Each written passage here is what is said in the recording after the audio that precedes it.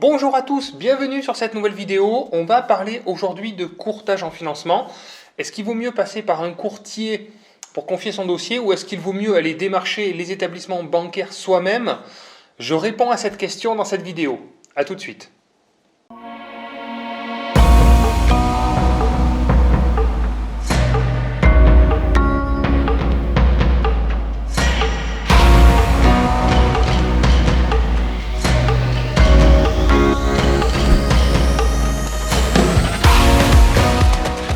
Bienvenue à tous.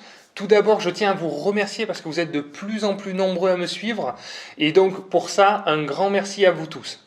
N'oubliez pas de vous abonner, d'activer la petite cloche pour être prévenu des prochaines vidéos, puisque vous savez, je fais des lives où je fais des présentations d'investissement, de projets, je vous immerge dans mes projets, dans mes perspectives d'investissement locatif. Et donc, pour être prévenu de tous ces lives, n'hésitez pas à activer les notifications. Alors, je vais débuter le sujet.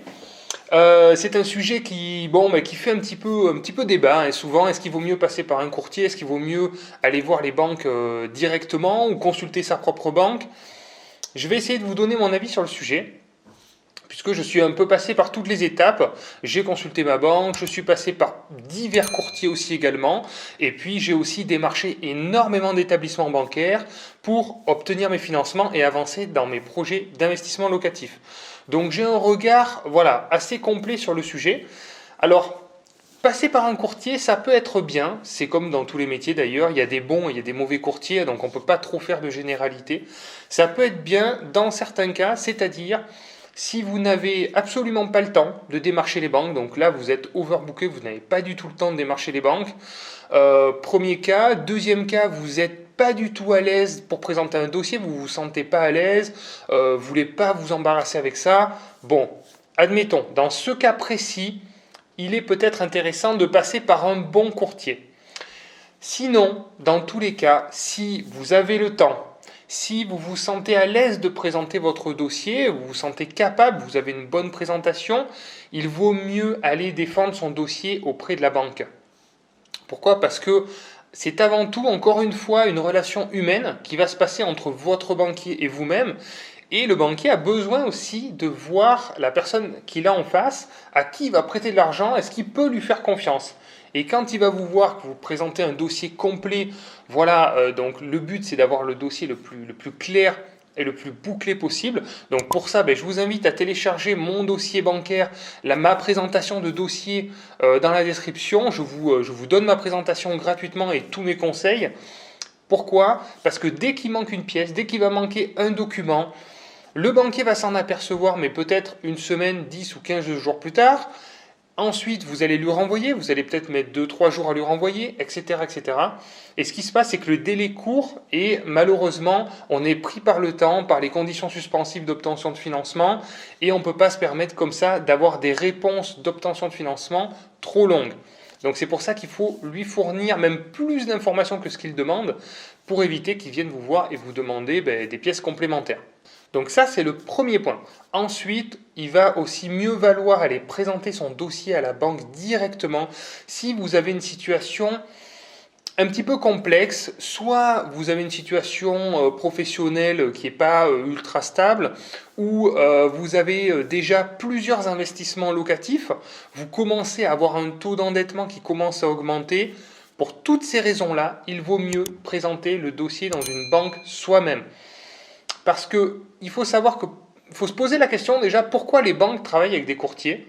Les banques travaillent avec des courtiers pour avoir un apport de clients. Le crédit immobilier, c'est un appel d'offres en fait, pour essayer de faire un aspirateur à clients. Donc pourquoi une banque passerait par un courtier pour avoir des dossiers pas terribles, moyens? Voilà, il n'y a pas vraiment de raison. En fait, une banque, elle va passer par un courtier pour avoir des bons dossiers, des bons clients.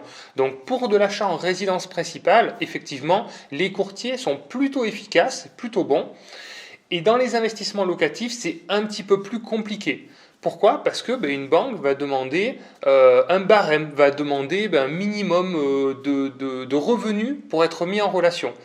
Vous savez qu'il y a de plus en plus d'établissements bancaires qui cassent les conventions avec les courtiers. Donc certains courtiers sont déjà de plus en plus démunis de conventions. avec les banques. Donc ils ont peu d'interlocuteurs à interroger.